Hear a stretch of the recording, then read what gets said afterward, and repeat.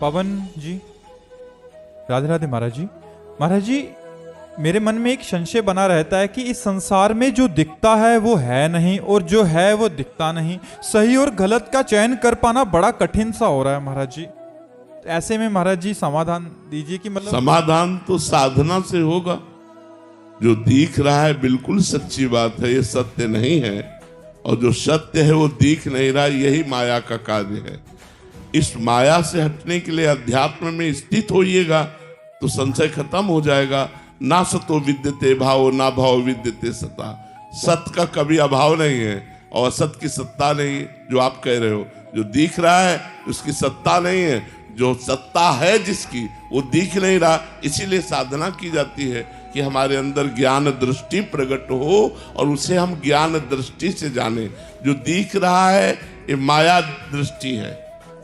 त्रिगुणमयी माया के द्वारा रची हुई नेत्रेंद्रिय से त्रिगुणमयी माया को ही देखा जा सकता है। और इस माया में जो सत्य छुपा है, वासुदेव, राम, श्याम, कृष्ण, हरि, जो कहो, जो सत्य तत्व छुपा हुआ है उसको जानने के लिए हमारे अंदर ज्ञान नेत्र या प्रेम नेत्र चाहिए। उसके लिए साधना करनी। महाराज जी, अंदर से विचार परिवर्तित हो जाते हैं, बाहर का दृश्य परिवर्तित हो जाता है। पूरा बाहर का दृश्य भी परिवर्तित हो जाता है। जैसे अभी हम भावना करेंगे कि इनमें श्री भगवान है, और जब हमारी भावना सिद्ध हो जाती है तो सिर्फ भगवान दिखाई देते हैं, व्यक्ति नहीं। व्यक्ति नहीं, ये व्यक्ति का अभी सिर्फ व्यक्ति दिखाई देता है, भगवान नहीं। और जब सिद्ध हो जाता है तो भगवान दिखाई देते हैं, व्यक्ति नहीं। श्री राम मैं सब जग जानी, मानी नहीं कहा कि मैं सिया राम में सारे जगत को मानता हूं। मानने में तो आ गया भाई कि आप है स्त्री पुरुष पर मैं मानता हूं कि सिया राम जी विराजमान है, लेकिन गोस्वामी जी ने ऐसा नहीं कहा। जानी, मैं देख रहा हूं, मैं जान रहा हूं कि सिया राम ही सारे जगत के रूप में। व्यवहार महाराज जी ऐसे महापुरुषों का पढ़ने में आता है तो यथार्थ व्यवहार वैसा ही होता है जैसा करना चाहिए। हाँ, अगर आप अपराध का कार्य कर रहे हो तो आपको दंड देते नजर आएंगे।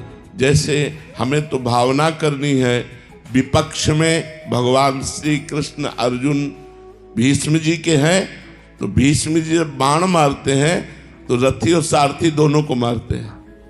भगवान के ऊपर भी बाण प्रहार करते हैं और भगवान के परम भक्त है, लेकिन विपक्ष में रोल दिया है शत्रु पक्ष का, तो हम वैसे ही रोल करेंगे, वैसे ही स्वांग करेंगे। तो अगर हे भगवान आप चोर का रूप लेके आए हो तो डंडा रूप से पूजा होगी, रोग का रूप लेके आए हो तो औषधि रूप से पूजा होगी, साधु का रूप लेकर के आए हो तो सम्मान रूप से पूजा होगी। सब है भगवान ही, लेकिन जिस रूप में आप आओगे वैसे ही आपकी पूजा होगी। समझ रहे हो कि नहीं समझ रहे? ऐसा नहीं कि ज्ञानी पुरुष सबके पैर छूता घूमता है। कोई पैर छू रहा है तो आशीर्वाद दे रहा है। स्वांग करना है क्या अंदर से पूरा है कि वही तत्व है। पंडिता समदर्शिना है, समवर्तिना थोड़ी है। समवर्तन नहीं हो सकता। जैसे एक ज्ञानी पुरुष गृहस्थ है तो उसके पत्नी भी है, माँ भी है, बहन भी है और बेटी भी है। 4 स्त्री स्वरूप हैं तो चारों के साथ समान व्यवहार करेगा क्या? दर्शन एक जैसा करेगा, सब में ब्रह्म है ये दर्शन करेगा, लेकिन व्यवहार अलग होगा। माँ के पैर छुएगा, पत्नी से अलग व्यवहार होगा, बेटी से अलग, बहन से अलग व्यवहार होगा। ऐसे ही भगवान ने जैसे कहा विद्या विनय संपन्ने ब्राह्मणे गविहस्तनी सुनीच सुपाके च पंडिता समदर्शिना। विद्या विनय संपन्न ब्राह्मण में, गाय में, कुत्ते में, हाथी में, चांडाल में जो समान दर्शन करता है तत्व का, वही ज्ञानी पुरुष है कि भगवान विराजमान है। बर्तन थोड़ी हो सकता है। बट महाराज जी, क्या हम पहचान सकते हैं ऐसे महापुरुषों को? क्योंकि नहीं जान सकते, क्योंकि हमारी दृष्टि त्रिगुणमयी है और वो त्रिगुणातीत स्थित है। कैसे पहचान पाएंगे? कि प्रकट में जो रोल कर रहे हैं वो इतना परफेक्ट होता है महाराज। हाँ, कि नहीं समझ सकते। जैसे भगवान के लिए है सोई जाने जे देह जनाई, जानत तुम्हें तुम्हें हो जाई।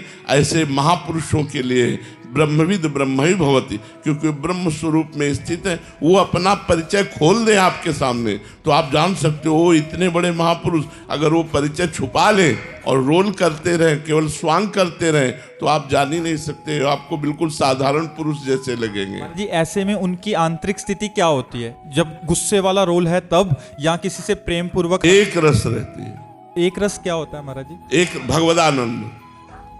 वो प्रसन्न है या वो रुष्ट है, ये बाहरी स्वांग होगा, अंदर से वो एकदम शांत है, अंदर से भगवदानंद में स्थित है।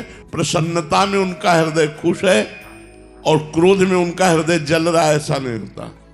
क्रोध का एक नाटक हो रहा है बाहरी, और अंदर हृदय में भगवदानंद से परम शीतल हृदय होता है।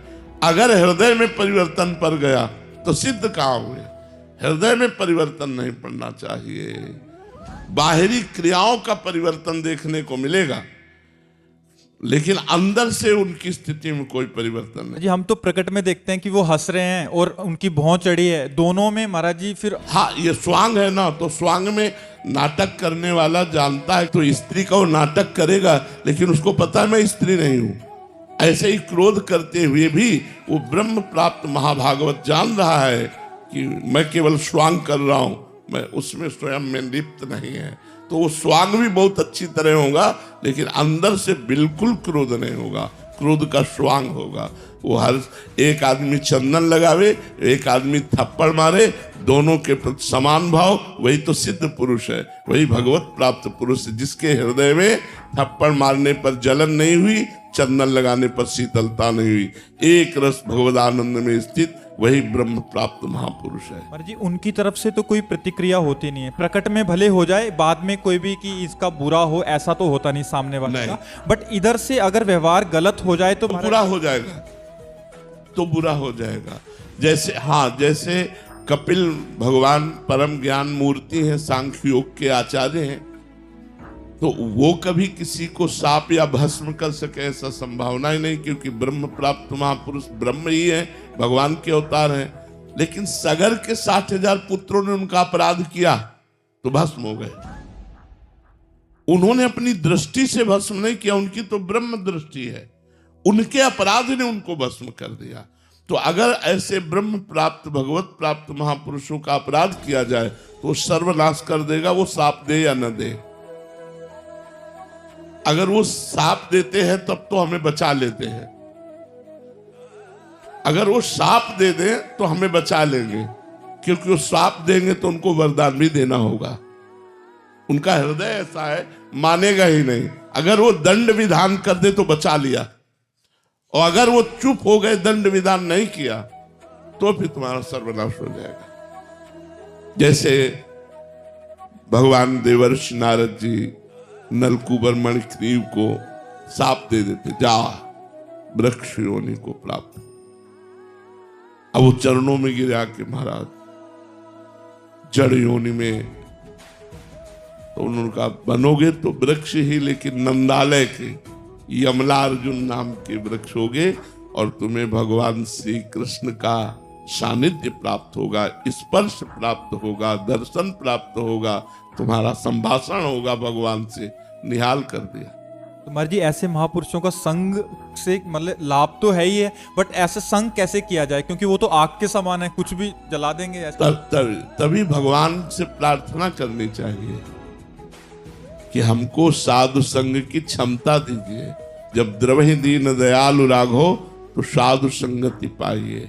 साधु संग बहुत दुर्लभ वस्तु है, महत्संगस्तु दुर्लभ हो, और इसीलिए देवर्षि नारद जी ने लिखा अगम्यो, क्योंकि वो जन साधारण जैसे ही दिखेंगे, कोई मुकुट थोड़ी लगा के वो महापुरुष आते हैं, और उनकी जन साधारण जैसी चेष्टा होगी।